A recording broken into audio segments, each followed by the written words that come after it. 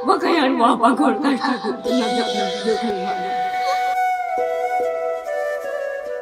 Yela pat nakulitti.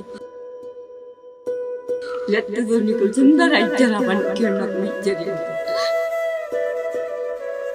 ಅವರು ಅಂಗವಿಕಲರು, ಅವರಿಗೆ ಯಾವುದೇ ಸರಿಯಾಗಿ ನಡೆದುಕೊಂಡು ಹೋಗುವ ವ್ಯವಸ್ಥೆನೂ ಇಲ್ಲ. ಅಜ್ಜಿ ಗಂಡು ಮಕ್ಕಳ ಸಪೋರ್ಟ್ ಇಲ್ಲ, ನೆಂಟರಿಲ್ಲ, ಯಾರು ಇಲ್ದೇನೆ ಅವರು ಜೀವನ ಸಾಗಿಸ್ತಾ ಇದ್ದಾರೆ.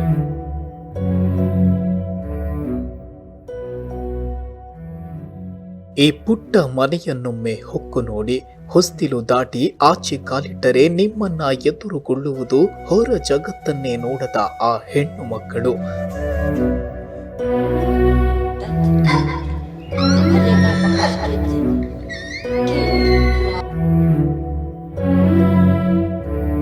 ಐವತ್ತರ ಆಸುಪಾಸಿನಲ್ಲೇ ದಿಕ್ಕು ಕಾಣದ ಆ ತಾಯಿಯ ಜೊತೆಗಿನ ಸಂಕಟದ ಮಾತೆಲ್ಲ ಮುಗಿದು ಜರಡಿ ಹಿಡಿದ ಮೇಲೆ ಕಡೆಗೆ ಒಲಿಯುವ ಕಣ್ಣೀರಷ್ಟೇ ಬೆರಳ ಮೊನೆಗೆ ತಾಕಿದಂತಾಗಿ ಕರುಳು ಚುರ್ರೆಂದು ಹೋಗುತ್ತದೆ.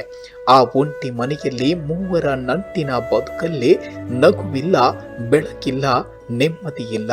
ಕಣ್ಣೀರು ಬಿಟ್ಟರೆ ಬೇರೆ ಏನೂ ನಿಮಗೆ ಕಾಣಲೊಲ್ಲದು.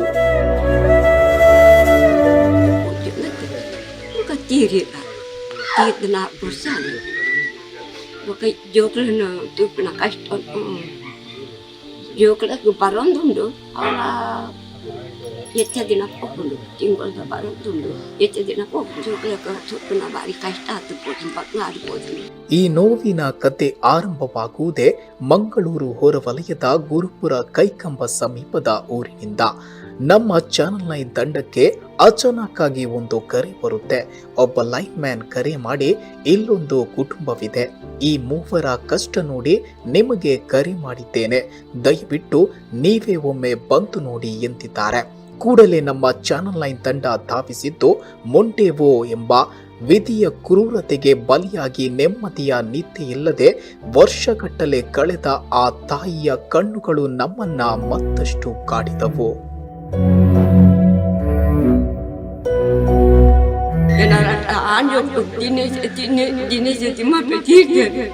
Bakayan mo ako ang kasta bukti dyan na joke lang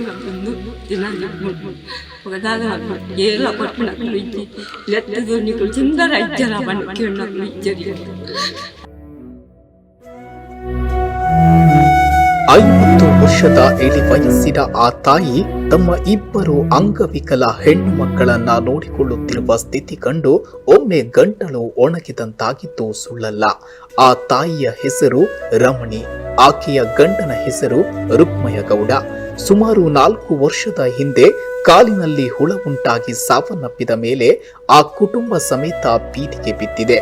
ಆಕೆಗಿರುವ ಇಬ್ಬರು ಹೆಣ್ಣು ಮಕ್ಕಳಲ್ಲಿ ಒಬ್ಬಳು Padmavati, ಮತ್ತೊಬ್ಬಳು Chandravati.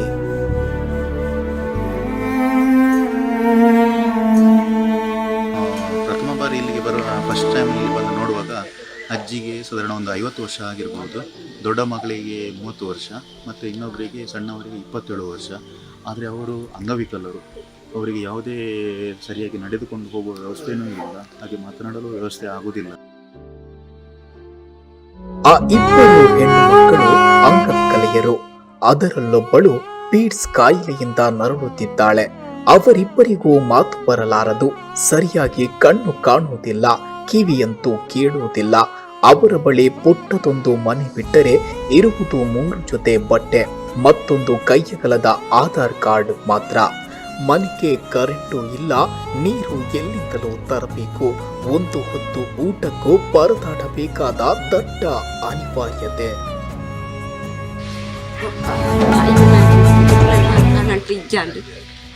Current office number ಕೊಟ್ಟಿದ್ದರು.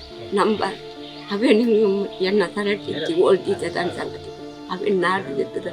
ಆ ಪುಂಜೂರ ಬಂದೆ ಆ ಪುಂಜು ಫೋನ್ ಮಾಡಿದೆ ಆಫೀಸ್ ಫೋನ್ ಮಾಡ್ಕೊಂಡು ಬತ್ತಿರ್ತದೆ.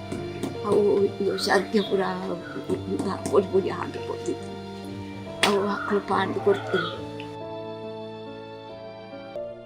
ಸರ್ಕಾರದಿಂದ ಅಂಗವಿಕಲರು ಎನ್ನುವ ಹಣೆಪಟ್ಟಿ ಹೊತ್ತು ಕುಂತಿರುವ ಆ ಹೆಣ್ಣು ಮಕ್ಕಳಿಗೆ ಸಂಕಟ ಬಿಟ್ಟರೆ ಬೇರೆ ಏನೂ ದಕ್ಕಲಿಲ್ಲ. ಸರ್ಕಾರದಿಂದ ಸಹಾಯ ಹತ್ತಿರಕ್ಕೂ ಸುಳಿಯಲಿಲ್ಲ. ಜೋಕ್ಳಕ್ಕೆ ಬರೋದುಂಡು, ಅವಳ ಹೆಚ್ಚ ದಿನಕ್ಕೆ ಹೋಗ್ಕೊಂಡು ತಿಂಗಳದ ಬರೋದುಂಡು, ಹೆಚ್ಚ ದಿನಕ್ಕೆ ಹೋಗ್ಕೊಂಡು ಕಾಸು ಬರ್ತೀವಿ. ಅವು ಈ ಸರ್ತಿ ಐಟಮ್ ದುಡ್ಡು ಹೊತ್ತಿನ ಪಕ್ಕ ಐತಿ ಕಾಸು. ಈಗ 2 ಸರ್ತಿ ಪೋಯ್ ಜೋಕ್ಳನ್ನ ಬಾಕಿದವಳ ಇಚ್ಚಿ ತಿರಿಗ ಪೋಯ್ಬಿಡಲ್ಲ ಇಚ್ಚಿ ಪಕ್ಕ ಈ ಜೋಕ್ಳಕ್ಕೆ ಸುತ್ತಿನ ಬಾರಿ ಕಷ್ಟ ಆಗ್ತಿರ್ಬೋದು, ಪಕ್ಕ ಆಡ್ಬೋದು.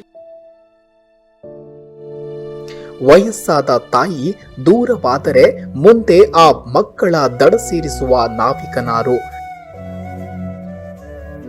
ನೀವೆಲ್ಲ ನಮ್ಮ ಮನವಿಗೆ ಹೆಗಲಾದರೆ ಸರ್ಕಾರದಿಂದ ಒಂದಷ್ಟು ಅನುದಾನಗಳು, ನಿಮ್ಮ ಕೈಲಾದಷ್ಟು ಸಹಾಯ ಈ ಪುಟ್ಟ ಕುಟುಂಬಕ್ಕೆ ದಕ್ಕಿಬಿಟ್ಟರೆ ಆ ಮೂವರ ಹೊಟ್ಟೆ ತುಂಬುತ್ತದೆ. ಅವರ ಉದರದೊಳಗಿನ ಪರಮಾತ್ಮ ತಂಪಾಗುತ್ತಾನೆ. ಕಣ್ಣೀರು ನೆಲಕ್ಕೆ ಜಾರುವ ಮೊದಲೇ ತಡೆಯದಿದ್ದರೆ ನಮ್ಮೊಳಗೆ ಮಾನವೀಯತೆಗೆ ಬೆಲೆಯಾದರೂ ಎಲ್ಲಿದೆ ಅಲ್ವಾ?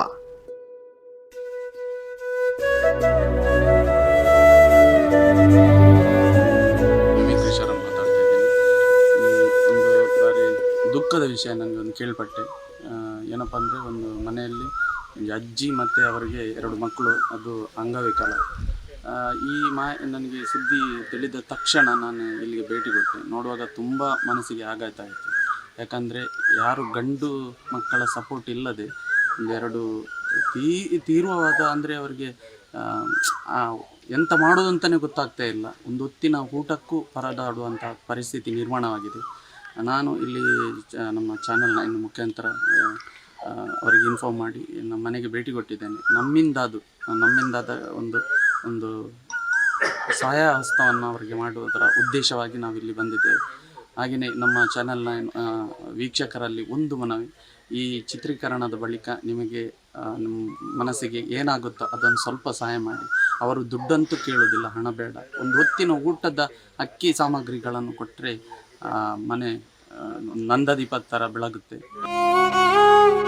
ಆ ಕುಟುಂಬದ ಕಣ್ಣೀರು ಒರೆಸಲೇಬೇಕು ಎಂದು ಹೊರಟಿರುವ ನಮ್ಮ ಚಾನಲ್ 9 ಬೊಗಸೆಯ ಜೊತೆಗೆ ನಿಮ್ಮ ಬೊಗಸೆಗಳು ಸೇರಿಬಿಟ್ಟರೆ ಬಿರು ಬೇಸಿಗೆಯಲ್ಲೊಂದು ಮಳೆ ಸುರಿದು ದರೆ ತಂಪಾದಂತೆ ಆ ಮೂವರ ಬದುಕಲ್ಲೂ ತಣ್ಣನೆಯ ಗಾಳಿ ಸುಳಿದಾಡದೆ ಇರಲಾರದು. ನೀವು ಜೊತೆಯಾಗುತ್ತೀರಿ ತಾನೇ ಎಂದು ನಮ್ಮ ಆಶಯ.